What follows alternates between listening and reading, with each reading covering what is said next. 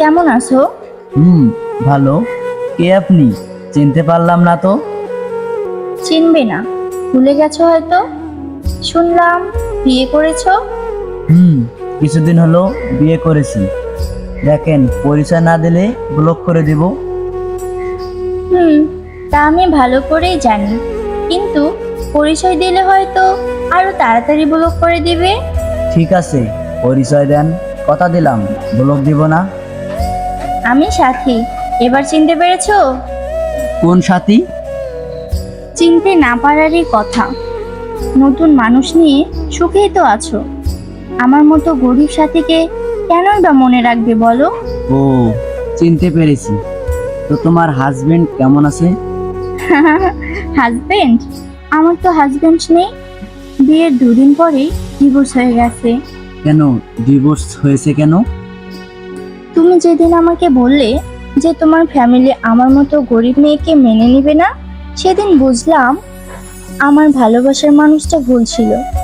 তাই আমার বাবার পছন্দ করা ছেলেকে বিয়ে করতে রাজি হয়েছিলাম। ভেবেছিলাম অন্য কাউকে বিয়ে করলে হয়তো তোমাকে ভুলে যেতে পারবো, কিন্তু আমি তারপরেও তোমাকে ভুলতে পারি নাই।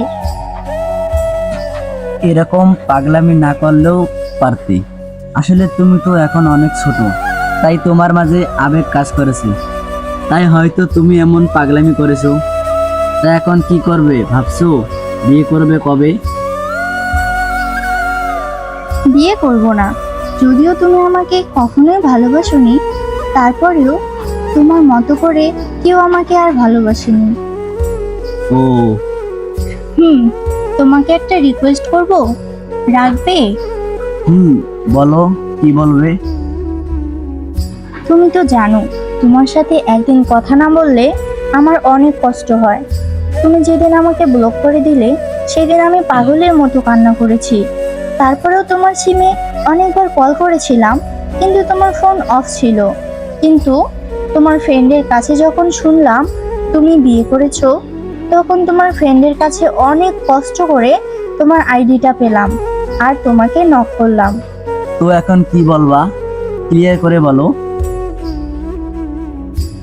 আমার সত্যি কিছু বলার নেই, তবে আমার একটা রিকোয়েস্ট, তুমি আমার সাথে মাঝে মাঝে একটু কথা বলিও।